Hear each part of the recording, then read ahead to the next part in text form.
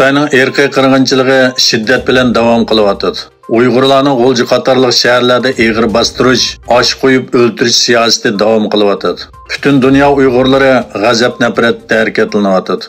Xi Jinping Samarqandda Xitoy qurgan Shanxay hamkorlik tashkiloti yig'iniga qatnashish uchun bordi. Bu yerda O'zbekiston davlat marosimi o'tkazib, Xi Jinping va hamrohlarini naqshsaz usul samolar bilan kutib oldi. O'zbekiston prezidenti Xi Jinpingga eng oliy do'stlik mukofoti medali taqdim qildi. Atalmış qarindosh millatlarning bu harakati Uyg'urlarning kuchli hazvini qo'zg'adi.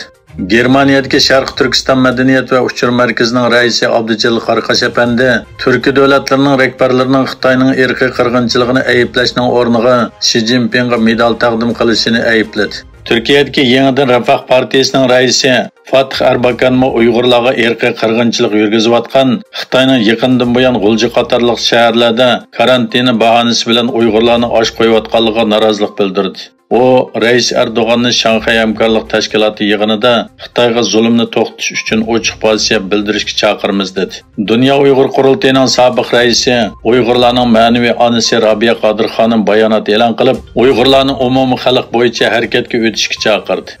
Robiya Qodirxonim bo'libmi yoshlar va ayollarning bu kurashdagi rolini muayyanlashtirdi va Xitoyning atalmış karantina bahonasi bilan uylariga qamalganligi sababli ziroatlari ziyonga uchirgan dehqonlarga yordam berish yo'llari ustida izlanish kerakligini ta'kidladi.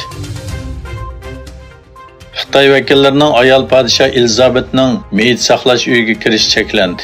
Angliya yerlik taratqularının xabar qilishicha, ayol podshoh Elizabetning meyiti saqlangan Westminster zaliga yetib kelgan Xitoy elchixonasining bir guruhi vakillari Angliya Avom palatasi boshlig'i Graf Lindesi tarafidan to'sib qilingan. Taratqularning xabar qilishicha, Xitoy vakillarining to'sib qilinishini Xitoy tarafining Uyg'ur masalasi sababli Angliyaning 7 nafar parlament a'zosiga jazo e'lon qilganligi bilan munosabatli ekan. O'tgan yili Angliya Uyg'urlarni bostirishga qatnashgan bir qism Xitoy amaldorlariga embargo yurgizgandan keyin Xitoymi buningga qarshi holda 9 nafar Angliyalikka embargo yurgizgan.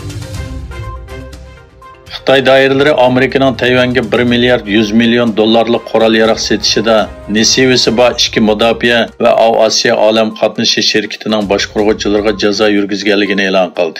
Beijingda o'tkazilgan muxbirlarning kutib olish yig'inida Tashqi ishlar ministrligining bayonotchisi Mamin Xitoy hukumatining Raytheonning raisi va bosh ijroiya amaldori Greg Mice va Boeing mudofaa shirkatining raisi va bosh ijroiya amaldori Tim Colbertga jazo yurgizishni qaror qilganligini e'lon qildi.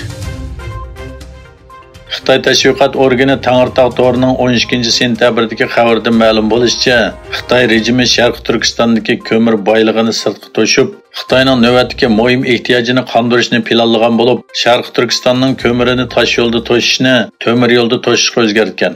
Xabarda qayd qilinishicha, Yihua konchilik shirkati Xitoyni ta'minlashga kafolatlik qilish uchun kundalik o'ttirchi ko'mir ishlab chiqarish miqdorini 90 ming tonnadan oshirgan. Navbatda mazkur shirkat yiliga 30 million tonna ko'mir qazadigan bo'lib, bu yilning 5-dan hozirga qadar 19 million tonnadan ortiq ko'mir qazib bo'lgan.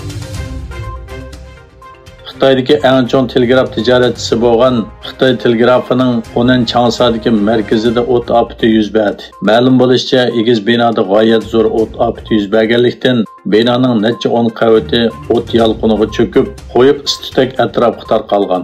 Navbatda o't ofatining sababini tekshirayotganligi bildirildi.